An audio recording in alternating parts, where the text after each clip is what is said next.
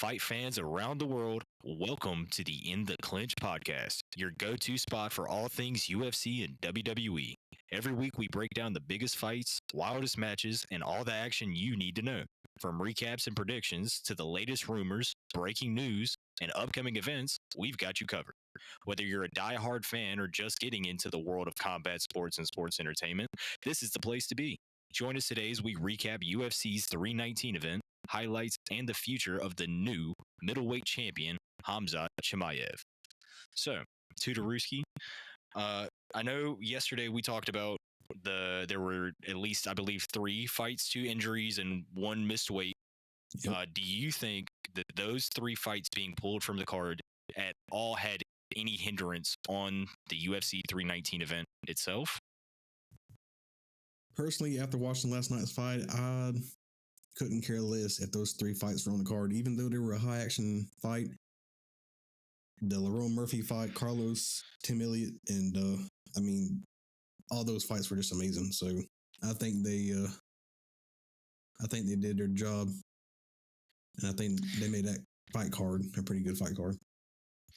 So I know yesterday we went over your predictions, and for a little recap, we'll go over it right here real fast. So for the early prelims, you had Joseph Morales by submission. Mm-hmm. In the prelims, you had Bison Gore by KO. You had Gerald by submission. You had Jessica Andrade by TKO. Chase Hooper. I'm not sure what your prediction on him was. I believe it was going the distance. I don't think it matters. I don't think it mattered either. Edison Barboza by TKO or decision. Karine Silva by decision. For the main card, you had Kai Asakura for Jared Cannonier versus Michael Venom Page. You had Michael Venom Page winning by decision. Mm-hmm. For Geoff Neal versus Carlos Prats, you had Prats winning by KO. For Lerone Murphy, my bad, Mm-hmm. versus Aaron Pico, you had Lerone Murphy winning by KO. And for our main event, you had Dricus du Plessis versus Khamzat Chimaev, with du Plessis winning by KO. So, based on your predictions from yesterday and the results from yesterday, let's go over who won, who didn't, what you got right, what you got wrong. Because last night, you were actually 50-50 before the event ended.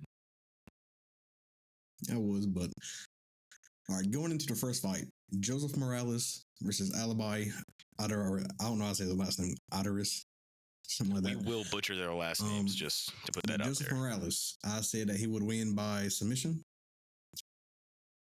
I said if he could take on Alibi's strikes, powerhouse, he could probably get it done by submission. And it looks here he finished in round 2, 3 minutes and 4 seconds by submissions. Total strikes by Alibi was 50.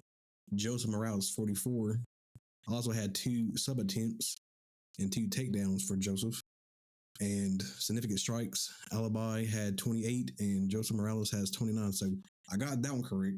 Joseph Morales by submission. You did. Going into the early prelims, I got Silva versus Dione Barbosa, or Dione. I got her by unanimous decision, and it actually went the distance, and she won by unanimous decision. Total strikes thrown was 90 for Silva, 67 for Dione. 1 takedown for Silva, 3 takedown for Dione, and significant strikes 26 by Silva, 31 by Dione. Went distance, got that one right as well. Now, as we go to Edison Barboza versus Close, Edison didn't win that. He was the favorite to win, but it went to unanimous decision, and Close got that one with, let's see here, total strikes from Edison was 73, and Close has 147, so kind of double what Edison thrown. I controlled the fight. Round 1 went to Close. Round 2, Close. And round 3, Close. I mean, No, actually, I think round 3 went to Edison, but full fight recap. Drakkar close, brought it the distance, won it in unanimous decision. We go to Chase Hooper, who first round KO. That was sad to see. 2 seconds left on the clock. Almost survived that round. He was doing pretty good as well. He had 20 significant strikes versus Alexander Hernandez's 17 and 20 strikes in total compared to Alexander's 18. So he would have won round 1, but unfortunate, he got knocked out at the last 2 seconds. Alexander would have upset here. So right now, 2 for 2. Well, 2 and 2. Gerald, unfortunately, age got to him. He's had a couple fights in the UFC. I was hoping he could have done something more than his lackluster performance, but Michael with the KO round 1, 3 minutes into it. I mean, Gerald got brought to the ground. You can see here knockdowns. He knocked him down 3 minutes in, well, close to 3 minute mark, and Gerald just didn't cover up. He didn't try to get up. He didn't try to block or anything. So the ref called that fight off. So unfortunate for Gerald. And now we got the prodigy, in my opinion, Bison Gore, so Scarcave versus Eric Nolan.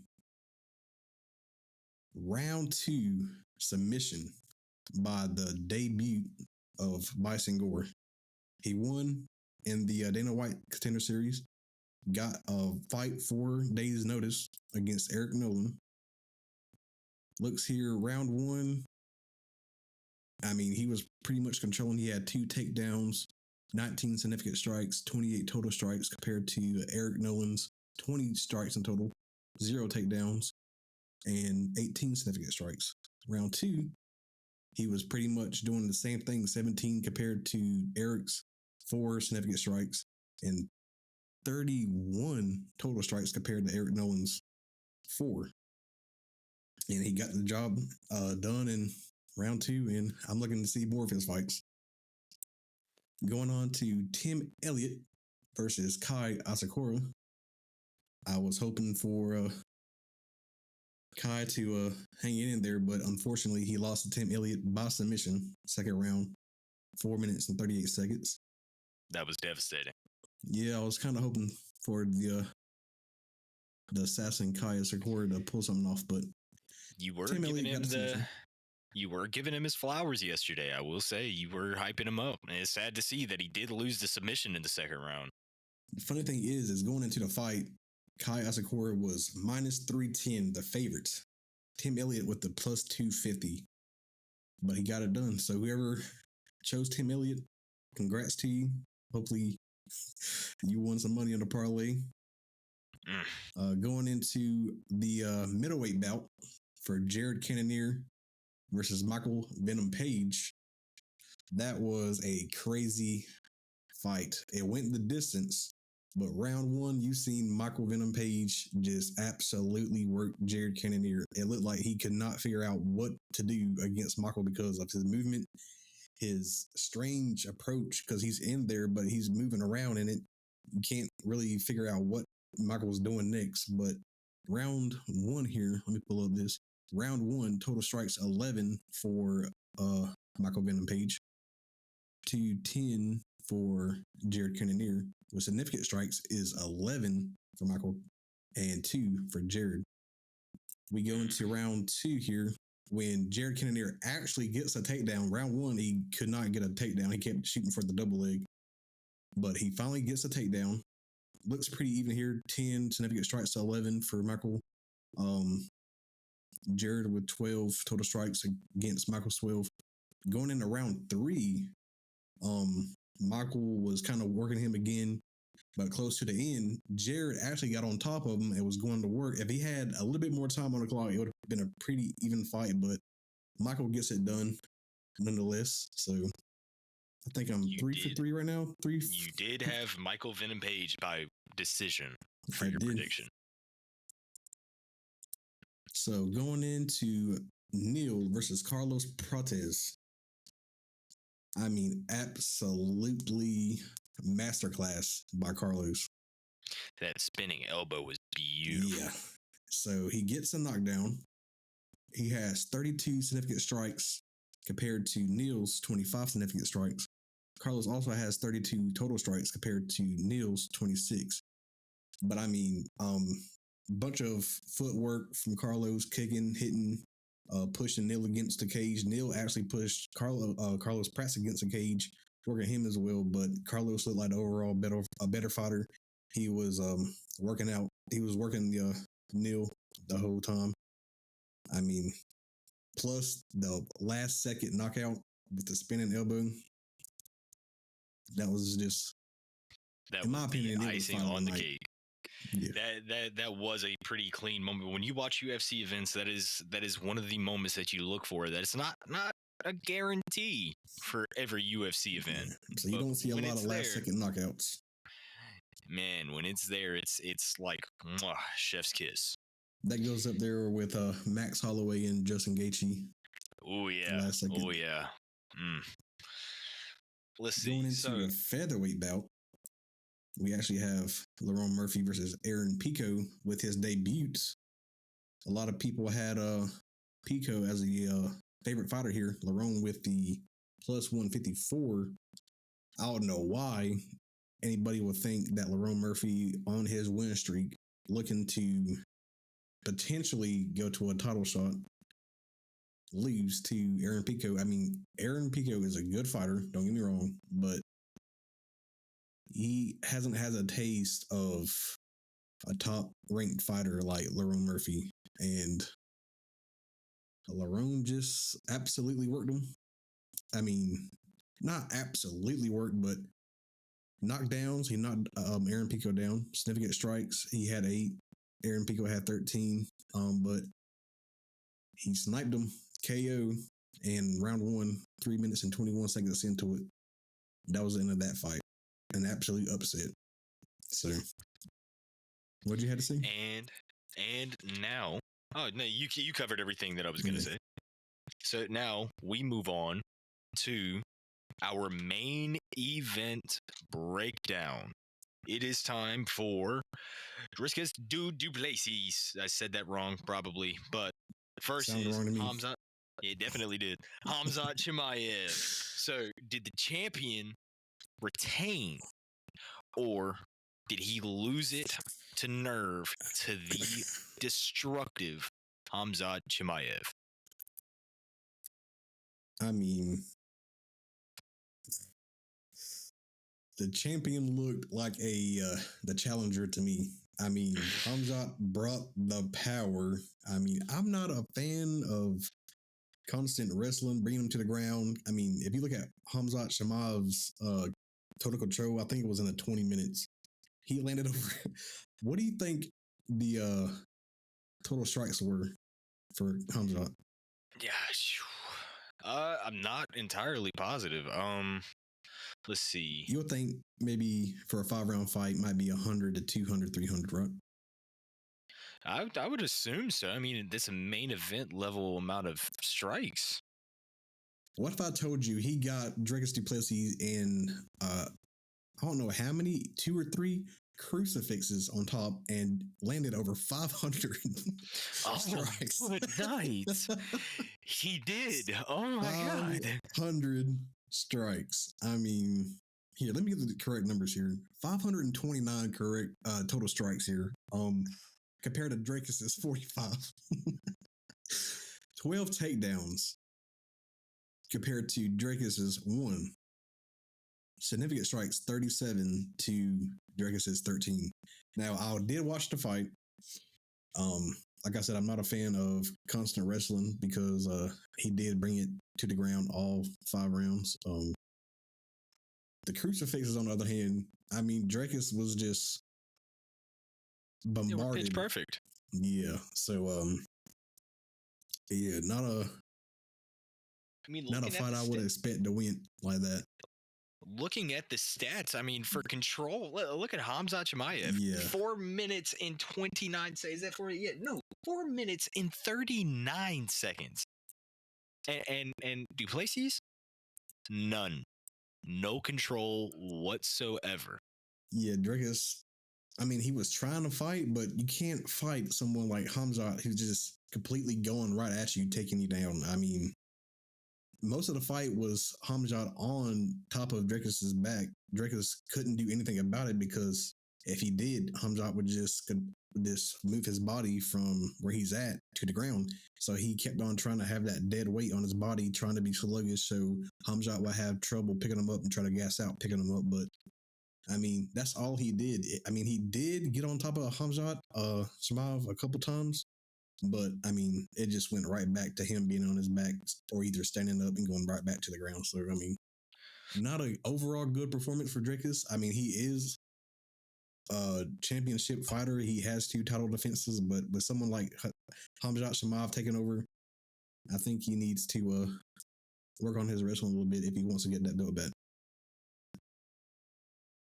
I believe you're absolutely right. And stemming from that, what do you think, following his absolutely dominant victory last night at UFC 319, what do you think is next in the future for our new middleweight champion, Khamzat Chimaev?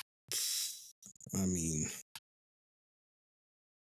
what's next? I mean, if you look at him compared to all these other middleweights, the only thing I can see him doing is either facing Imavov as a number 1 seed, or he moves up, fights the light heavyweight champion, or either moves down one and fights Jack Dilla, or even the number 1 seed Bilal Muhammad. They have the same fight style from what I've been seeing in the comments and all that stuff on Instagram and stuff like that, because they both like to go to the ground. But I mean,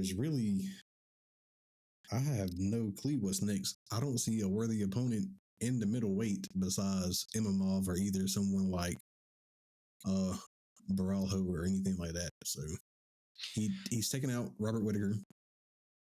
He's taken out the champ Dricus. I mean, These are some big names as well. Yeah.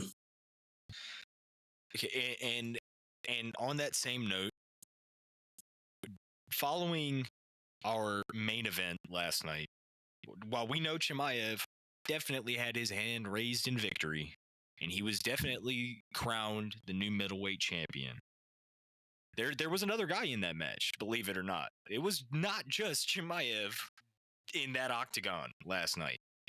What do you think is in the future for our former middleweight champion, Duplessis? Man, I say someone that's in the wrestling category. So I'll say the loser, because I know I'll say Imavov and Baralho, they fight. I'd like to see him face the loser of them. Maybe D Ritter, the up and coming superstar. I think he should give him a shot. I mean, Dricus has already basically fought everybody in the top 10. He's fought Robert Whittaker. He fought Israel Adesanya. He's fought Sean Strickland. So the only 2 people I haven't seen him fight is Imavov or D Ritter or Baralho. So I mean, he needs something to push him to learn how to try to control someone like Khamzat. I know Gilbert Burns fought Khamzat, brought him the distance, but I mean, that's a different weight class. Khamzat, I mean, he just worked Dricus, so he needs to fight somebody of that kind of style caliber. It was an absolute masterclass. I would love to see him rematch Khamzat in the future, but he just needs something to push him.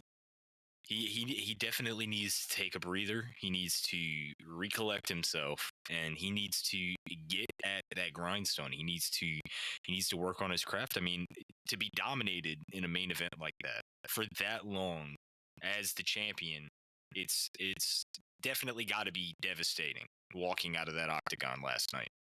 So don't get me wrong, 529 strikes from Khamzat sounds a lot, but Dricus took those shots. It wasn't like heavy, significant strikes or anything like that, but when you're in a crucifix, both of your arms are useless. It's just your head getting punched with no way to block. He lasted 25 minutes of just pure chaos. I mean, he showed that he can get down and dirty, but he has to have something to overcome. Yeah, you're absolutely right. So moving forward, what about any call outs or the fights of the night? So I believe we'll go first. Well, first we'll do the fights of the night. We'll go in order. So we have Lerone, Carlos, Khamzat Chimaev, and Tim Elliott. Yeah. From those all four of them got $50,000 bonus. From those four, I know you already said, but I want you to reiterate. From those four, who, in your opinion, is the true fight of the night? Well, even though Khamzat, he's shown complete dominance. I mean, I wouldn't give somebody fight of the night, bringing it to the ground. I'm gonna have to give it to the underdog Lerone. Everybody doubted him, thinking Aaron Pico was gonna come in here and dominate him. Even though he has a win streak, people still doubted him. They didn't think he had enough talent. I'm gonna give it to Lerone. I mean, to come in there and finish somebody in round one in 3 minutes and a half with a KO, I give it to Lerone Murphy. I do agree, and that's a great choice. And are there any callouts that were like menacing? That's the word I'll use. Menacing. Actually, Lerone Murphy, after the upset, called out one of your favorite UFC fighters. I'll let you tell him who your favorite UFC fighter is. That is not my favorite UFC fighter. You tell me Alexander Volkanovski is not your favorite UFC fighter? He is one of my favorites. But he is not my favorite. Who's your favorite? He is my favorite. He is my favorite. I just wanted you to be on your toes. So Lerone Murphy calls out the champion of the let's see here. Calls out the champion Alexander Volkanovski on the featherweight division. I mean, careful what you wish for. That's all I have to say to you, Lerone. Careful what you wish for. Lerone Murphy is number 6 seed. He upsets the dude's debut. Does Alexander Volkanovski give him a chance? I know that let's see here.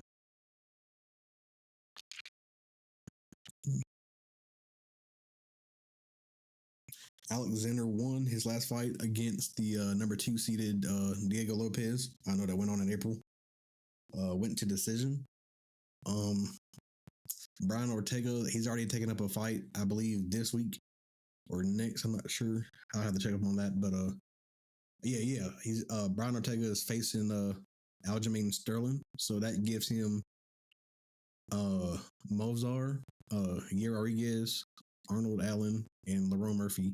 I wouldn't see why he wouldn't accept Lerone Murphy's fight. I mean, he has the wins. He's proven that he is worthy of a title shot. So I would like to see Alexander face someone like Lerone Murphy. That wasn't the only call out though. There was more. No, it wasn't. Michael Venom Page. No, I'll do Carlos. Carlos, after beating Neil with a KO, he's also caught out a former champion. It was Leon Edwards, who was a former champion. He's currently a number 4 seeded in the welterweight. We got Michael Venom Page said he has unfinished business in the welterweight division as well. I'd like to see him take on Colby Covington. He's right there in his ranking as well.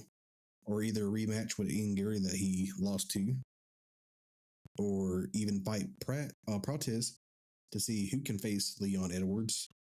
And I feel like Prates, they're also doing an event in October in Rio. And I feel like Prates and Page would do a good fight in Rio, considering they're both high caliber, high intensity fighters. So I do believe. Oh wait. Did you finish your callouts? Is that all of them? Yeah, That's all of your callouts. all worthy Okay. callouts. All of the worthy ones. All right. So I do believe that's everything that we needed. I know where Khamzat said he said something about Leon Edwards, but I don't know. You wanna speak on it? I don't think that's an even matchup. It might have been a rumor. I don't know. I've seen a lot of comments saying he called out Leon Edwards. I haven't done my research to see if he actually said it or not, but I mean, welterweight all the way down, or all the way up to middleweight. Leon Edwards on a kind of a losing streak. I don't see him jump. and Khamzat having a good pay-per-view. So I do believe that was everything we needed to cover for this episode. Is there anything else? Did we go over worthy opponents for Khamzat? Yes, yeah, we did. We did. Yeah, you talked about him going down in I can't remember. That was Duplessis. No. You talked about Khamzat, I believe. Yeah. You talked about Khamzat.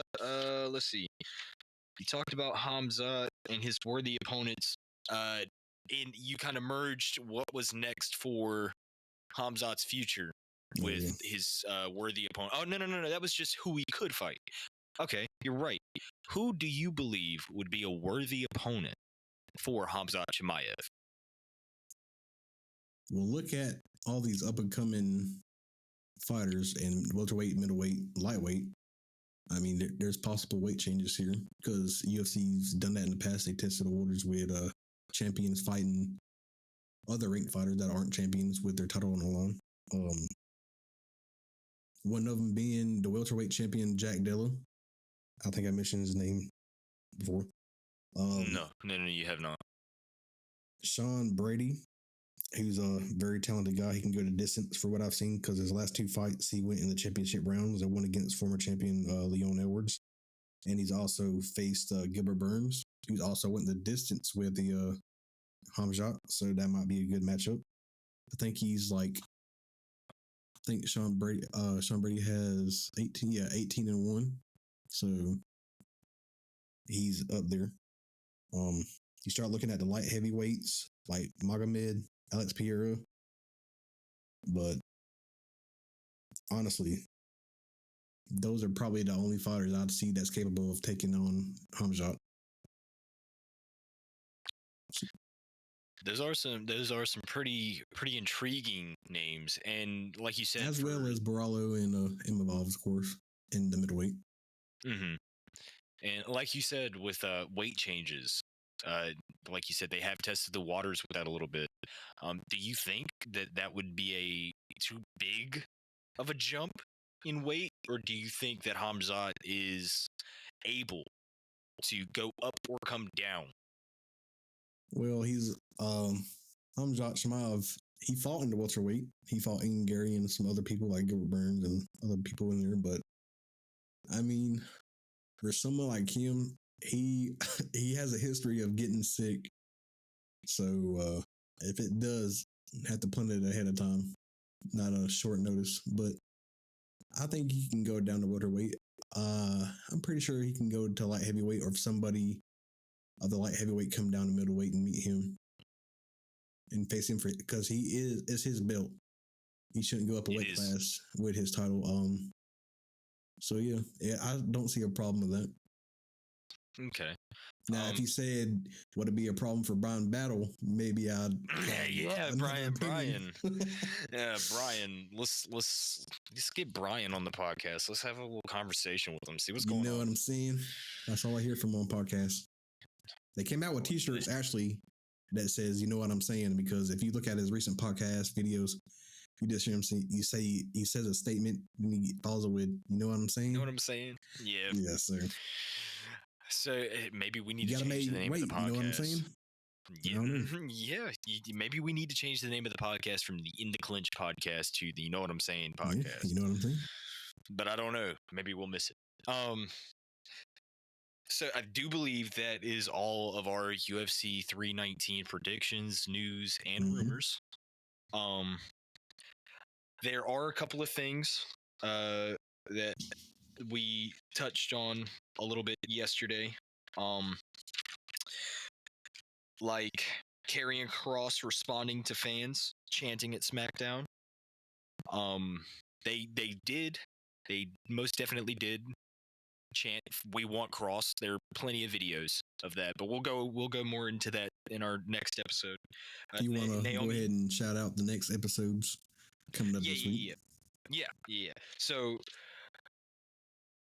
tomorrow's episode is going to be on the Triple Mania, Triple A's first WWE PLE since under the TKO umbrella. We will be going into full detail about that in tomorrow's episode. And then on Tuesday, we will be going into the aftermath of Monday Night Raw and not recapping, but going over important bits, details, seeing what's going to happen with the ongoing storyline of Seth Rollins and his stable, The Vision. But that is for Tuesday, so you'll have to be try to push out in for that. At least 3-4 videos a week for you guys. So make sure you hit that subscribe button, turn on notifications, and yeah. This is TooterRooskieMMA and JuiceJunkie, and you're watching In The Clinch.